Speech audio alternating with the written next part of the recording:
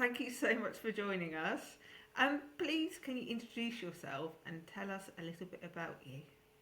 Okay, my name's Simon Wessely. I'm a consultant psychiatrist and a professor of psychiatry at King's College London. I've been in psychiatry now for, it feels like since the First World War, but it's certainly over 40 years. And I can genuinely say that I've loved nearly every minute of it, and I wouldn't do things differently if I was starting out again. Wonderful. Why have you enjoyed a career in psychiatry, and what has you been your greatest achievement? Oh, okay, why have I enjoyed it? I think because clinically, I think the only branch of medicine that is as diverse as psychiatry, by which I mean in the different roles that you can have and still be a psychiatrist, is probably general practice, which just sees everything in all sorts of different forms and is never boring. I think psychiatry is much the same, but I think I'm an academic, so a lot of my time has been spent in research, although I am a clinician. The variety of areas in which you can do research and still be a standard, normal clinical psychiatrist is absolutely outstanding. And the kind of people, that we get who become psychiatrists, either academics or clinicals, I mean, obviously, some of those have backgrounds and expertise in the biological sciences, just like in the rest of medicine, neuroscience, genetics, imaging, etc., although that's not my area.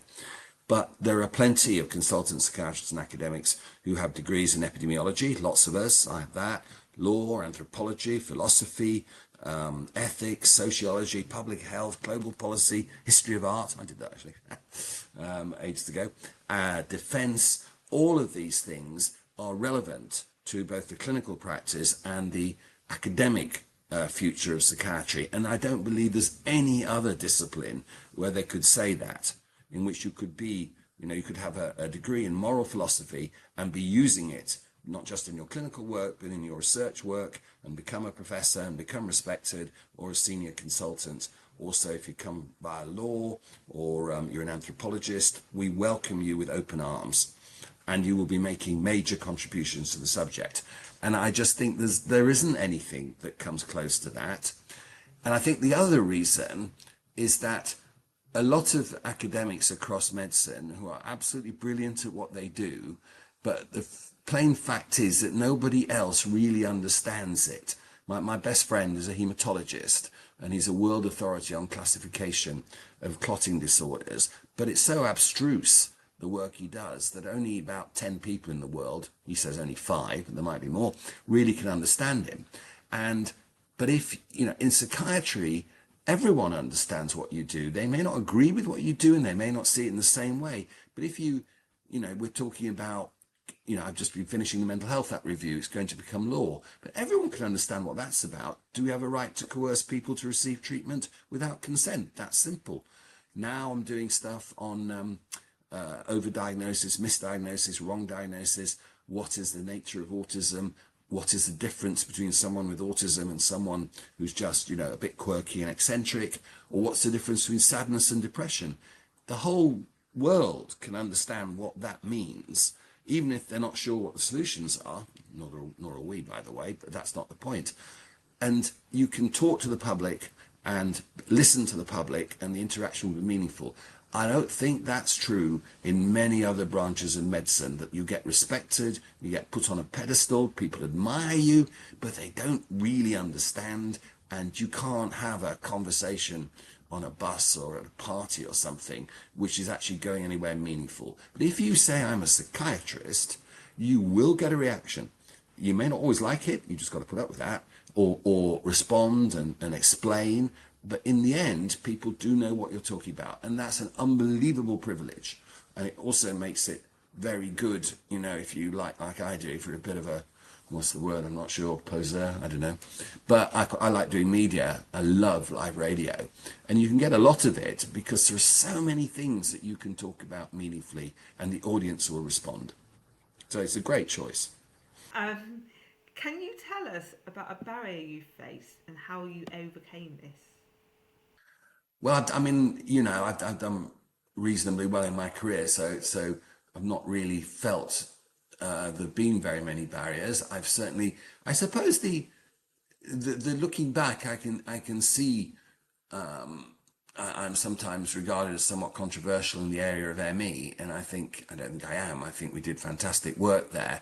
But the barrier, I think, and the hostility that we got early on was because we'd not spent enough time in doing what I was just talking about there, engaging with and talking to and discussing with people who were suspicious of us, didn't understand us, had all sorts of often fallacies about what psychiatry is about. And earlier in my career, when it started to happen, the research was going very well.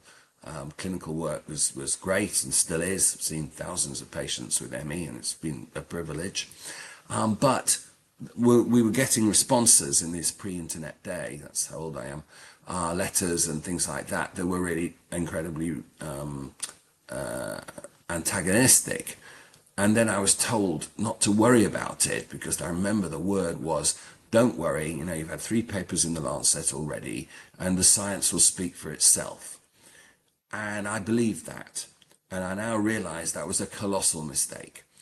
It doesn't. You have to speak for it and help it. And I've also learnt from that at the start of your career, it's nice for people to like you. What are you still hoping to achieve in your professional life?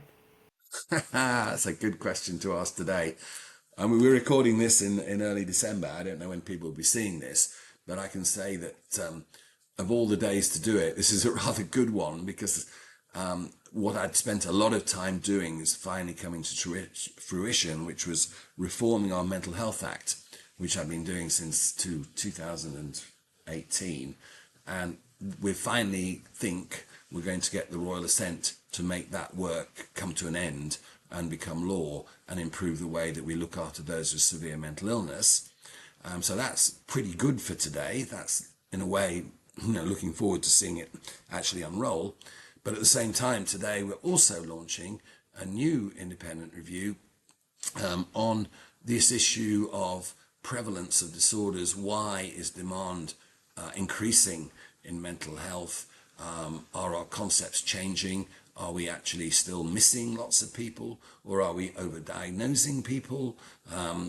Both of which do harm. Why are the rates of depression and anxiety going up in young people?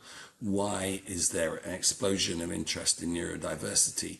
All of these, and again, all of these are issues, as I just was saying, that ordinary people will very much understand. They may have very conflicting views on this. In fact, they do. We know that. But it's something that if we can make progress, it will be very, very influential. But it's going to be tricky. But that's what I'm looking forward. I love a challenge. Again, I'll meet a whole bunch of new people that I don't know, learn lots of things from experts I've never heard of before, and listen to lots of people who I'd never come across. And it's both a learning exercise, but in the end, we will have to make decisions and recommendations that hopefully will improve and lives for the better. And we'll just have to see. But that's today, and you'll be hearing more about it, I assume. And you can't say the life of a psychiatrist is dull.